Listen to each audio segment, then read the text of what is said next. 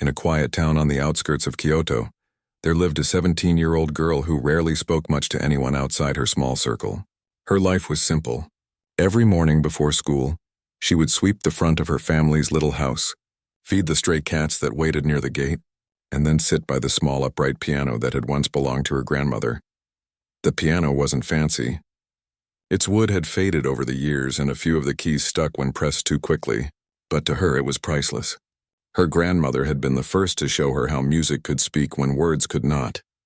She remembered being a child, sitting beside that same piano as her grandmother's wrinkled fingers moved gracefully across the keys, playing soft melodies that made the air in the house feel alive.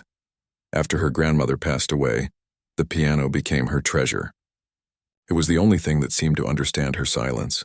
Every day after school, she would sit in front of it, playing for hours, losing herself in the rhythm of each note. It was her world, small, private, and safe. Her parents worked long hours at a local store. They were kind people, but often too tired to notice how much time she spent playing. They loved her deeply, but worried that her dream of becoming a pianist was just that, a dream. They could barely afford her school fees, let alone the lessons she wished to take in Tokyo. Her only teacher was an elderly woman who taught piano to neighborhood children. She charged very little, and though her teaching style was old-fashioned, she had one valuable gift: patience. The girl practiced every piece with a seriousness that amazed her teacher.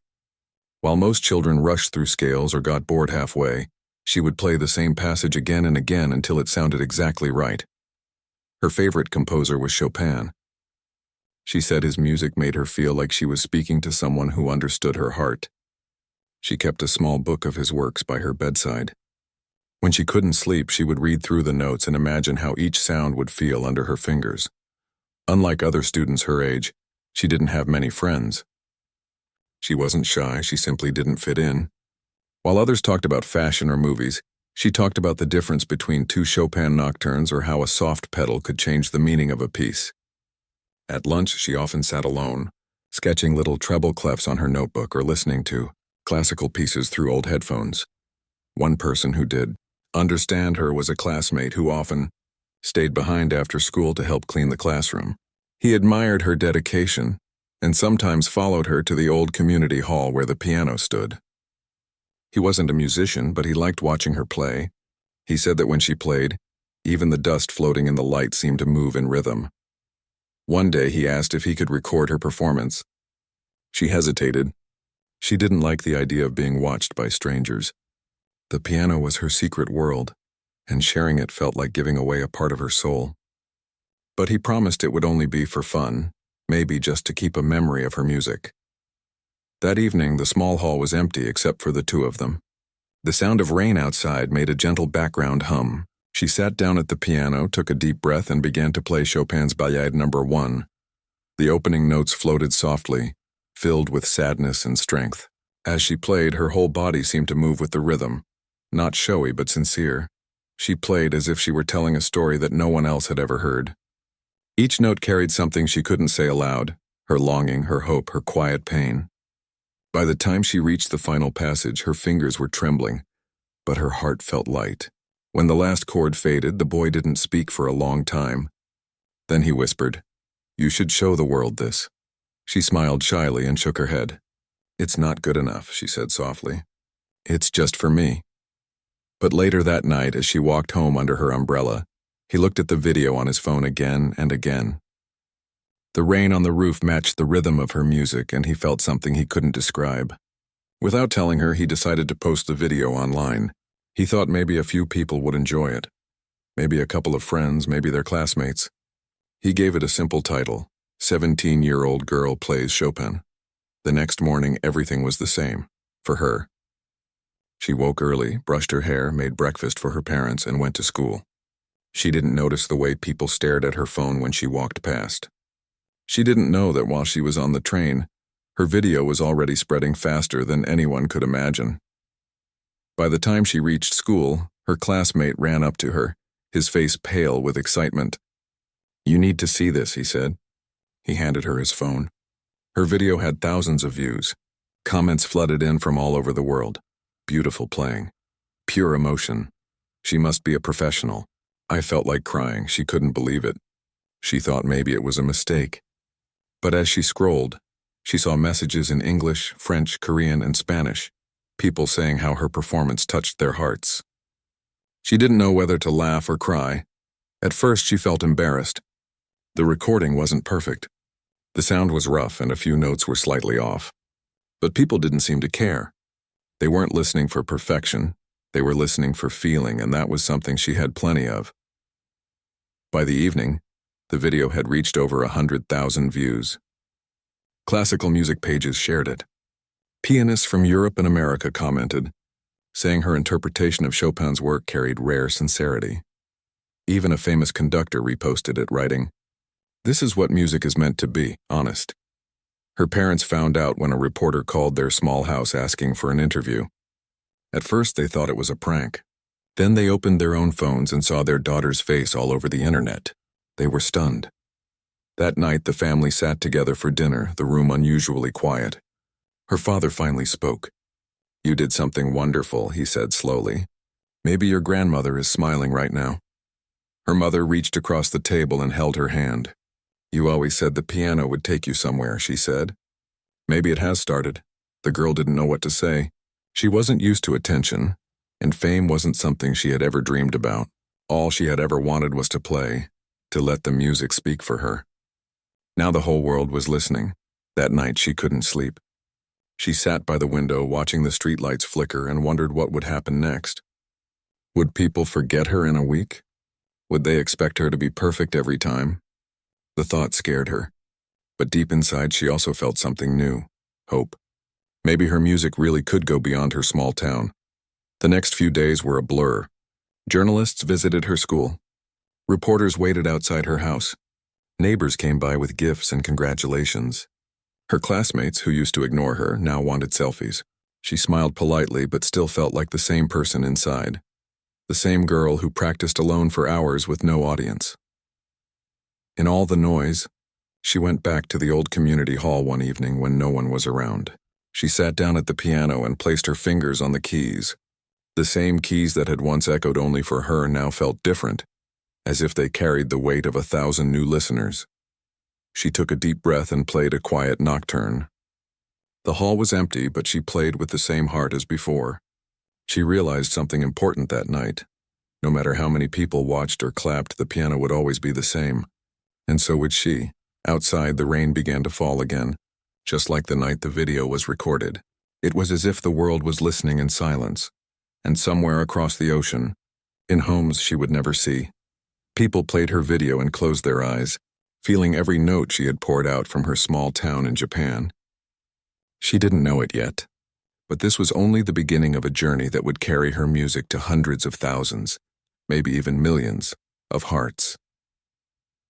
The morning after her video went viral felt strangely quiet. The world outside her little town was moving fast, but inside her house things looked the same. The same smell of miso soup filled the air, the same sound of the kettle whistling in the kitchen, and the same old piano standing quietly in the corner of the room. She sat at the small table, watching the steam rise from her cup of tea. Her phone kept buzzing every few seconds. New messages, new followers, new comments. It felt unreal. A few days ago, no one outside her neighborhood even knew her name. Now, people from all around the world were talking about her. She opened one message that made her pause.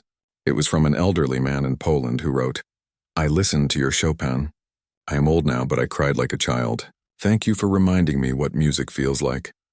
Her eyes softened as she read it again. She didn't know how to reply. How could someone like her from such a small place move a person living halfway across the world? She didn't know what to do with such a big feeling. At school, things were no longer quiet. As soon as she walked through the gate, whispers followed her. Students who used to walk past her without a glance now greeted her like an old friend. Some asked for photos, some wanted her autograph, and some just wanted to touch her hands like they carried a kind of magic. Her teacher, who usually gave small smiles and polite nods, now looked at her with a mixture of pride and disbelief. "You made us proud," she said gently. "You showed everyone what discipline looks like." During lunch break, she sat under the same cherry blossom tree where she used to eat alone. Now a group gathered around her asking questions.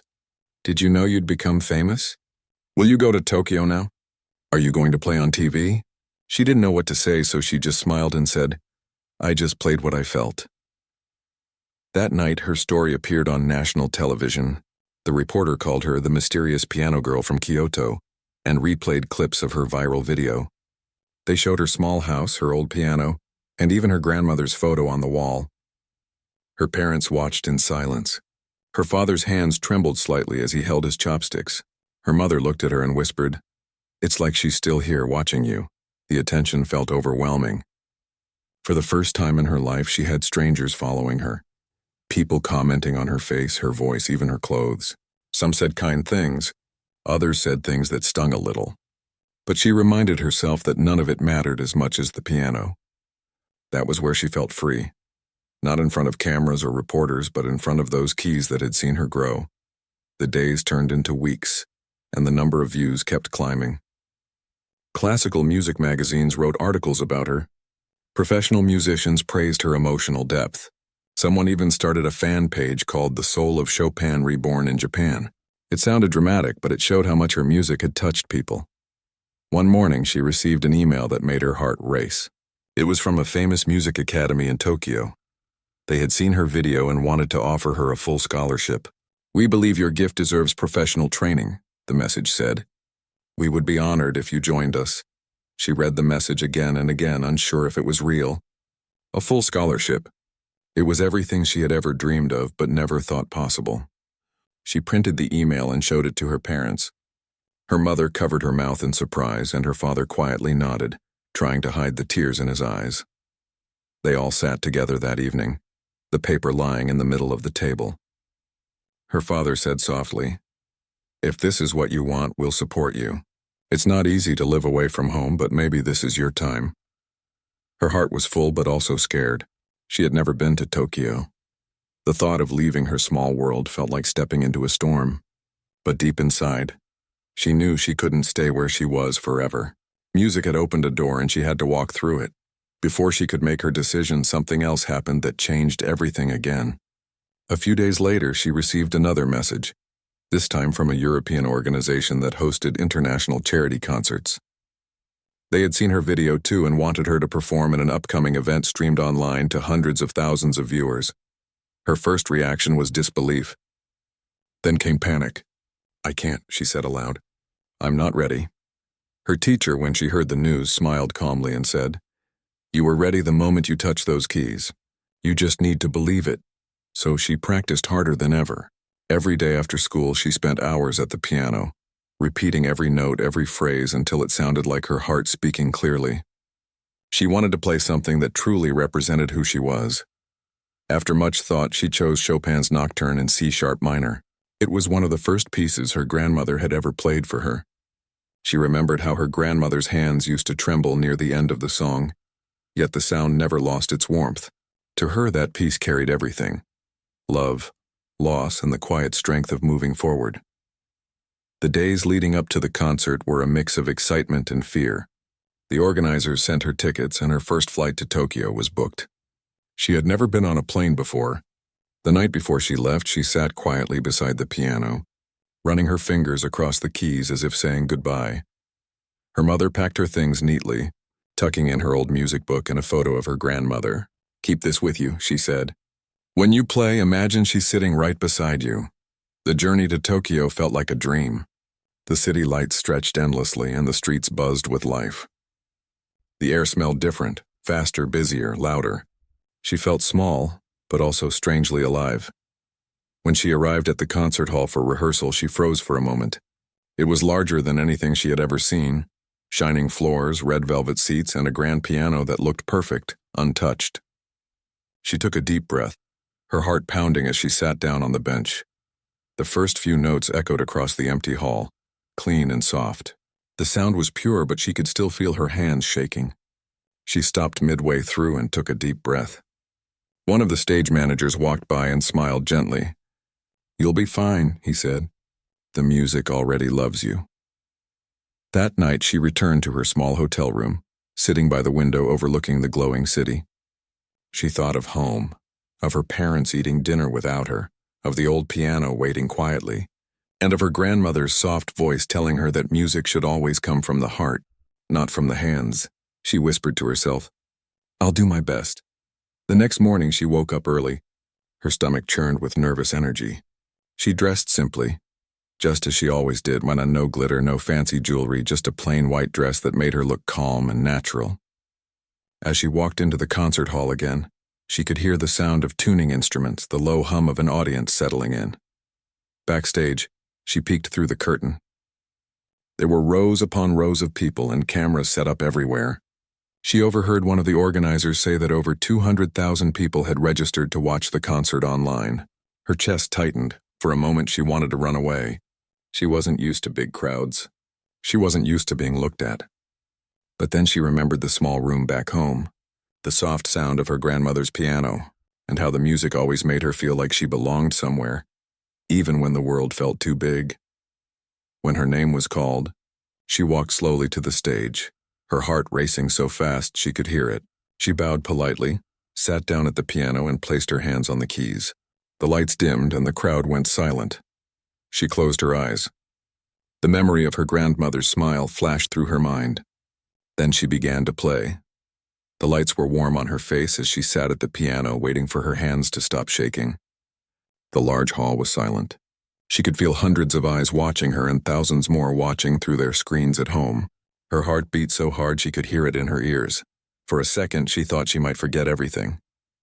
Her fingers hovered over the keys, frozen. Then she remembered her grandmother's voice, soft and gentle, saying, "Don't play the notes. Tell your story."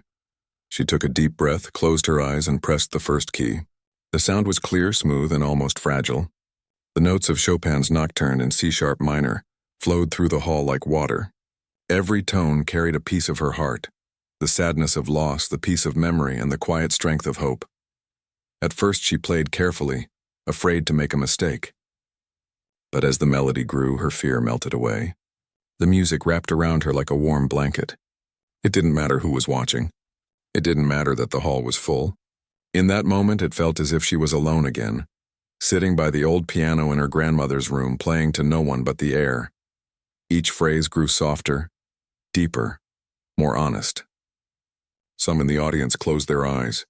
Some leaned forward, afraid to even breathe too loudly. When she reached the last few notes, the hall was completely still.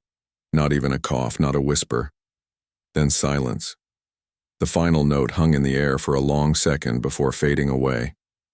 For that moment, time stopped, and then, like a wave breaking, the entire hall erupted in applause.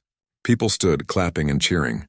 Some shouted, "Bravo," while others simply wiped their eyes. She sat frozen, staring at the piano, not quite believing what just happened. It took her a moment to realize they were applauding for her. Slowly, she stood, bowed deeply, and smiled shyly before walking off the stage. Backstage, she felt dizzy. Her hands were trembling, but not from nerves, from joy. She could still feel the vibration of the last note in her fingertips. A woman with a headset rushed to her side and said, "You were wonderful." "People are crying out there," she smiled weakly. "Really?" "Yes," the woman said. "You made everyone quiet, completely quiet, and then you made them feel alive again." After the concert, the organizers congratulated her. A famous pianist who had performed before her approached and said, "I've played Chopin for 30 years. But tonight I heard him speak again through you." Those words stayed with her for a long time. Later that night, when she returned to her small hotel room, she sat on the edge of the bed and looked at her hands. She whispered softly, "We did it." She wasn't sure if she was speaking to herself or to her grandmother, but she felt her heart swell with gratitude. When she checked her phone, her notifications were overflowing again. The live broadcast had reached more than 200,000 people across the world. Comments filled her feed, from musicians, teachers, and ordinary people.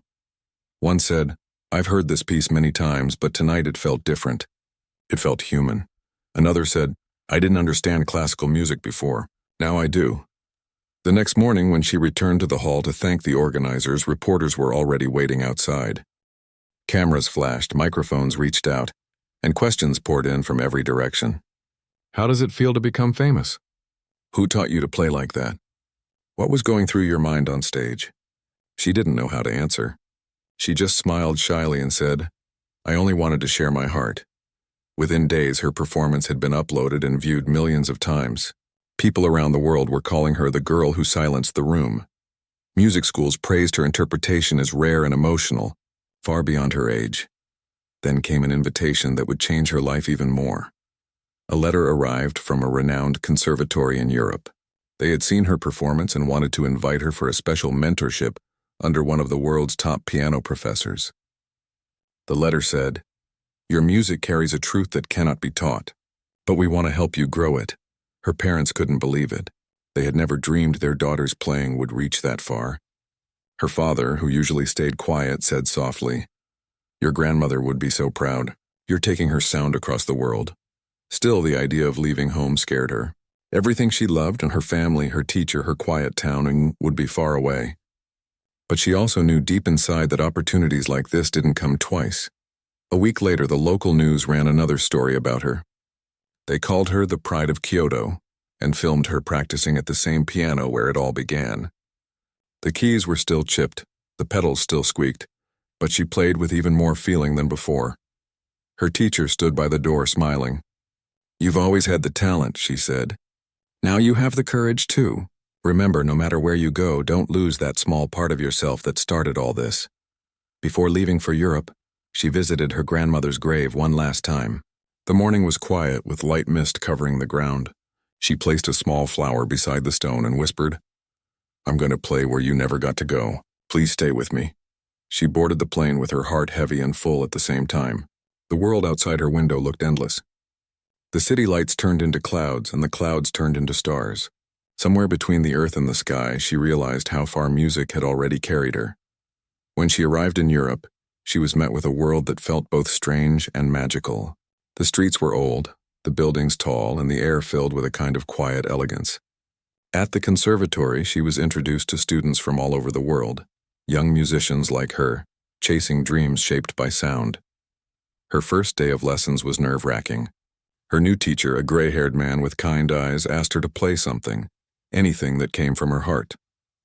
She hesitated, then began to play the same nocturne she had performed in Tokyo. When she finished, the room was silent again. The teacher looked at her for a long moment and said, "You play as if you've lived 100 years. Keep that. Never let technique erase your soul." Those words settled deep inside her. From then on, she practiced even harder, not to impress anyone, but to honor the music that had brought her here. Meanwhile, back home, her story continued to inspire. People began visiting the small community hall where her first video was recorded. They said it felt like stepping into the place where a miracle began. Her classmates, who once barely noticed her, now said, "We knew she would go far." Even her quiet town felt a little brighter, proud to be part of her journey. Months passed, and she began performing at small concerts across Europe. Each time, audiences were touched by her calm presence and deep emotion. She didn't speak much on stage. She let the piano do the talking. People said they could feel her heart in every note, but no matter how far she traveled, she stayed humble. After every concert, she would bow deeply and say, "Thank you for listening." She never forgot the small room where it all began, the chipped piano, or the rain that fell the night her first video was recorded. One evening, while walking back from a concert, she looked up at the night sky and smiled. Somewhere out there, maybe her grandmother was listening, proud and at peace. Her story had started in silence, grown through music, and reached across oceans. And even though her journey was just beginning, she already knew something for certain, that true music doesn't come from fame or skill alone. It comes from love, honesty, and the courage to keep playing when no one is watching.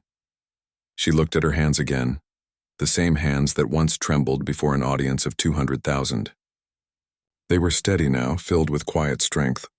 She whispered softly, "Thank you, Chopin." Then she smiled, knowing this was only the start of a much greater melody still waiting to be played. The morning of the big performance arrived quietly, but her heart felt like a storm inside her chest. The concert hall was enormous, far larger than any she had played in before. Outside, the streets were alive with people heading to the venue, and the media was already buzzing with anticipation. She could feel the weight of expectation, both from those who had followed her journey and from herself. She sat in the dressing room, staring at the reflection in the mirror. Her white dress was simple, but elegant enough to feel like she belonged on a stage of this magnitude. She ran her fingers lightly over the keys of the small keyboard in the corner of the room, just to feel the familiar touch. It calmed her slightly, but the nerves remained. Her teacher sat quietly beside her. "Do you feel ready?" he asked softly. I think so," she said, though her voice wavered. "I'm scared." "That's normal," he replied. "But remember, fear is only a part of the music. Let it guide you, not stop you. Play as you always have, from your heart." She closed her eyes and imagined the small room back home, the piano waiting patiently in the corner, and the soft morning sunlight streaming through the window. She imagined her grandmother sitting beside her, smiling. That image steadied her. The call came to go on stage. She took a deep breath, feeling every heartbeat as she walked toward the grand piano waiting in the center. The audience was already seated, hundreds in the hall, and she knew hundreds of thousands were watching online. Her steps were small, careful but steady. As she reached the piano, the applause greeted her. Not loud and overwhelming, but warm and expectant. She bowed politely, her hands still trembling slightly, and then sat down. The pedals felt solid under her feet, the keys smooth beneath her fingers. For a moment she paused, letting the silence fill the hall. She could hear her own breathing, feel the vibration of the floor beneath her, and sense the eyes of the audience on her. Then softly she pressed the first key. The notes floated out slowly at first, gentle and hesitant like a soft breeze. But as she continued, they gained confidence, and with them the emotion she had carried for years. Every phrase told a story, of loneliness, of dedication, of hope, and of love for the music itself. The hall grew quiet, as if the entire world had paused to listen. People leaned forward in their seats, not wanting to miss a single sound. The cameras captured every movement of her fingers, every subtle expression, but she didn't notice them. She was lost in the music, in the way Chopin's notes had always felt alive under her touch. As the piece progressed, her emotions deepened. There were moments of delicate softness, almost whispering to the audience, and moments of powerful intensity that made the hall tremble with the vibration of the piano. Her heart felt every note, and somehow she could feel the hearts of everyone listening respond in kind. A few minutes in, she noticed a woman in the front row quietly wiping tears from her eyes. She tried not to look too closely, afraid it might distract her, but the sight only made her play with more care and tenderness. She imagined every person in the hall, and everyone watching online, as if they were all sitting beside her in her small music room at home, listening just for her. The final passage approached. Her fingers danced over the keys with precision and grace, bringing the music to a gentle, heart-wrenching climax. When the last note hung in the air, she let it linger for a long moment. The hall was completely still, as if everyone was holding their breath. Then slowly applause erupted. It started with a few hands clapping softly, then grew into a roar. People stood shouting, "Bravo!"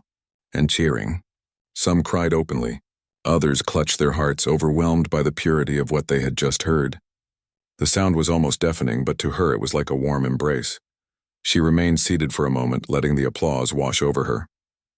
Her hands shook, not from fear anymore, but from the power of what had just happened.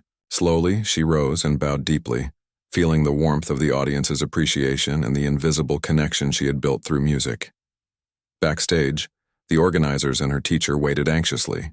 They smiled as she emerged, still trembling slightly but glowing with a quiet joy. "You did it," her teacher said. "You made them feel what music really is." She smiled softly, tears threatening to fall. "It wasn't me," she whispered. "It was the music." The media coverage the next day was overwhelming. Every major news outlet carried her story. Headlines read, "17-year-old pianist moves thousands," "Girl who plays Chopin like an angel," and "The performance that stopped the world." Videos of her performance were shared across social media, accumulating millions of views within hours. People wrote messages from every corner of the globe. A mother in Spain wrote, "I played your video for my daughter and she said she wants to play piano just like you." A man in Brazil said, "I haven't cried listening to music in years, but your playing brought tears to my eyes." Musicians commented, praising her technique, her emotion, and the maturity of her interpretation. Despite all the attention, she remained grounded. She knew that the applause and the fame were temporary, but the music, the connection it created, was what truly mattered. Every time she thought of the viewers, she imagined their hearts and tried to play not for herself, not for the cameras, but for them. Her parents, who had traveled to support her, were overwhelmed with pride. Her father hugged her tightly and whispered, "Your grandmother would be so proud." Her mother's eyes shone with tears. "You carried her music in your heart, and now the world has heard it." Even her classmates back home felt the impact. They watched the clips online, realizing that the quiet girl they had passed in the hallway had a gift far beyond imagination. Some were inspired to pick up instruments themselves. Others simply felt hope that someone from a small town could touch the world. In the following weeks, invitations poured in. She was asked to perform at other concerts, participate in interviews, and even collaborate with renowned musicians. Every offer was a chance to share her music further, but she approached each one cautiously, always remembering her roots in the small piano where it all began.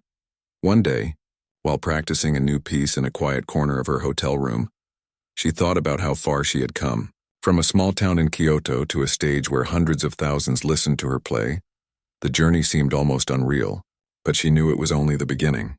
She still had so much to learn, so much to explore, and so much music to share. She also knew the importance of staying humble. She spent her free time helping other young musicians at the academy, giving advice and encouraging them to find their own voice. She wanted them to know that talent alone was not enough. Heart, dedication, and sincerity were just as important. That evening, after another rehearsal, she stepped outside to look at the city lights. The streets were alive with people, yet in the distance she could imagine the quiet streets of her town back home. She missed the simplicity, but she also felt proud. She had carried her music beyond borders, beyond language, and into hearts she would never meet. As she walked back to the hotel, she whispered to herself, "This is for you, grandmother. Thank you for giving me this gift." The thought made her smile. Every note she played carried a part of her grandmother, a part of her past, and a hope for the future. And so, the 17-year-old girl from a small town in Japan had done what few could imagine. She had played not just with her hands, but with her soul, and in doing so she had silenced the world for a moment full of beauty, emotion, and truth.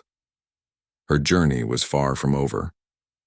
The applause had faded, but the music remained alive, echoing in hearts across continents.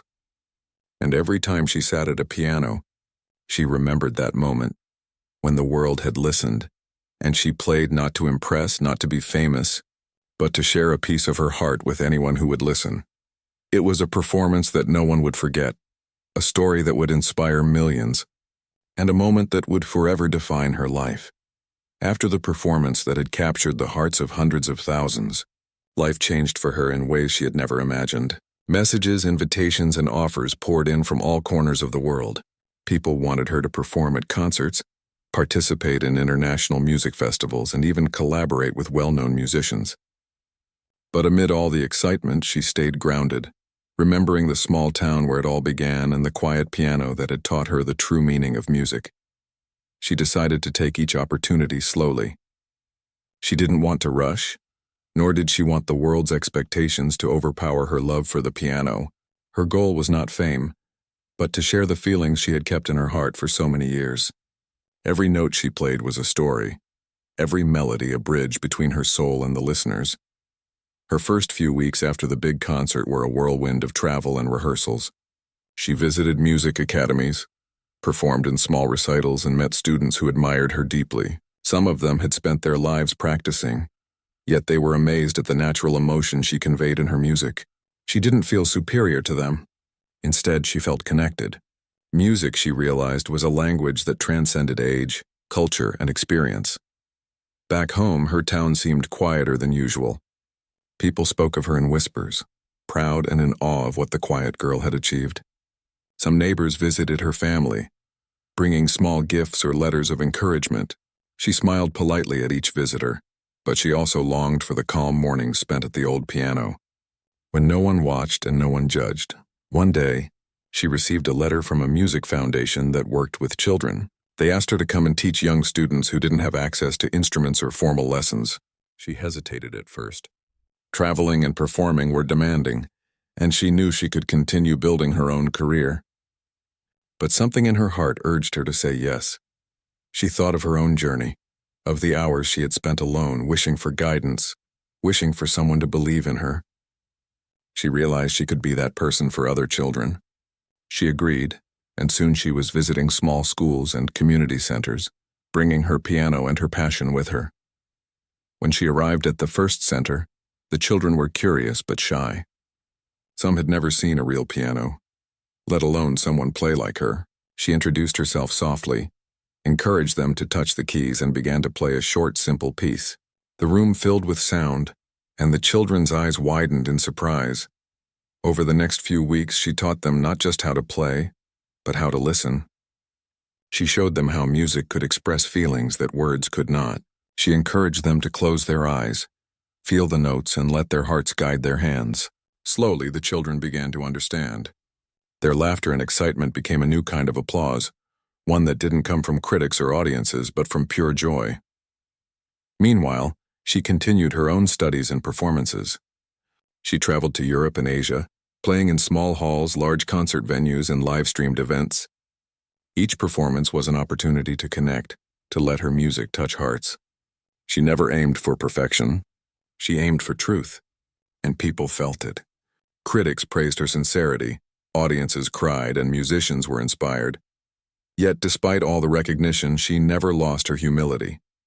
She stayed in touch with her hometown, sending letters to her old teacher, visiting her family whenever she could, and keeping the same simple habits that had shaped her.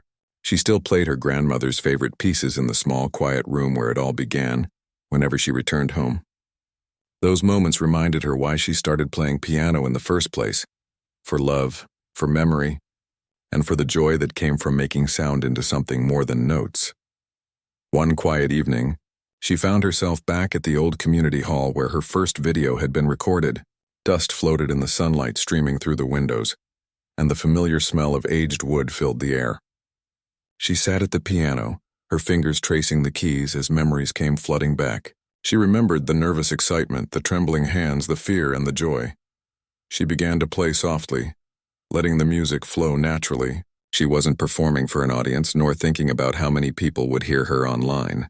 She played for herself, for the memory of her grandmother, and for every quiet moment she had spent learning to speak through music. The notes felt alive again, filling the small hall with warmth. Afterward, she left a small note on the piano. "Thank you for listening, even when no one else did." It was her way of honoring the place that had started it all, the place that had shaped her heart as much as her hands. In the years that followed, her story continued to inspire countless people. She gave interviews about her journey, always focusing not on fame but on passion, dedication, and the courage to follow one's heart. She spoke about her grandmother, her small town, and the power of believing in oneself, even when the world seemed too big to reach. Her social media presence grew, but she used it thoughtfully. She shared tips for young musicians, encouraged creativity, and reminded her followers that music was not just about playing notes correctly. It was about feeling, understanding, and connecting. People wrote back to her, telling her how her words and music had changed their lives, inspired them to practice, or simply given them comfort during difficult times. Despite all her achievements, she remained the same humble girl from Kyoto. She enjoyed simple pleasures and morning walks, quiet tea in the sunlight, and playing the piano in an empty room. Fame never changed her essence. It only gave her a larger stage to share what she loved. One day she received a message from a young girl in a distant country. The girl had been struggling with piano lessons, feeling discouraged, and had stumbled upon one of her videos. She wrote, "You make me believe I can play. Thank you for sharing your music." Tears filled her eyes as she read it. She remembered herself at that age, alone, unsure, but determined. She realized that her journey was not only about her own success, but about the ripple effect her music could create in the world. She wrote back, encouraging the girl to keep practicing, to listen to her heart, and to never give up. The years passed, and she continued to grow, not just as a musician, but as a person. She learned new pieces, experimented with different styles, and collaborated with artists from other countries. Each experience taught her something new, not only about music, but about life, patience, and empathy. Even as she became recognized internationally, she never forgot the quiet beginnings, the small town, the old piano, the lessons learned from an elderly teacher, and the love of her grandmother. Those memories were her foundation, her guiding light. Whenever she felt overwhelmed, she returned to them, grounding herself in the simple truth that music was not about applause or recognition, but about connection. Eventually, she returned home permanently, settling in the same town where she had started. She renovated the community hall, creating a small music center for children who, like her, might not have the means to pursue their dreams. She taught lessons, organized concerts, and shared her story, hoping to give others the encouragement she had once received from her own teacher. Parents brought their children from nearby villages, some shy and hesitant, some already filled with talent. She nurtured each student patiently, encouraging them to find their own voice, to understand that mistakes were part of learning, and that music was meant to be felt.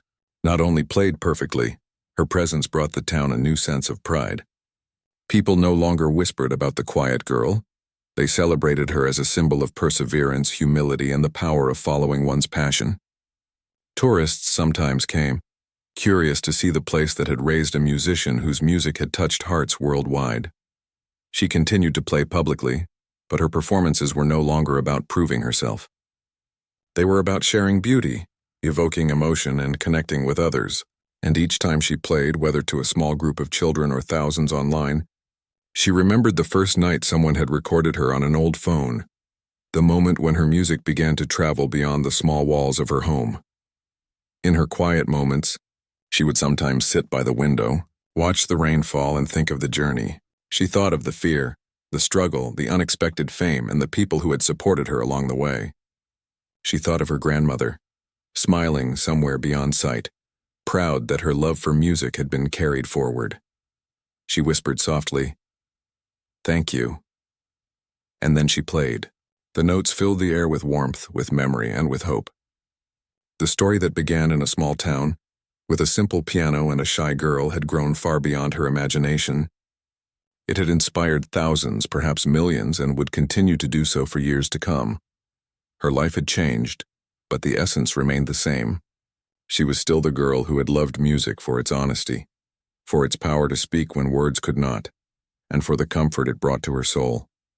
She had shared that gift with the world, and in return the world had listened, embraced, and remembered. And so the 17-year-old girl who had once played alone in a small room had grown into a musician whose heart could reach beyond borders. Her story reminded everyone that greatness is not only in skill or talent, but in honesty, love, and the courage to follow one's passion, no matter how small the beginning or how big the dream. She looked at the piano, gently pressed a key, and smiled. The music flowed naturally, softly, endlessly. It was hers. It was for everyone. It was a gift that would continue to echo in hearts forever.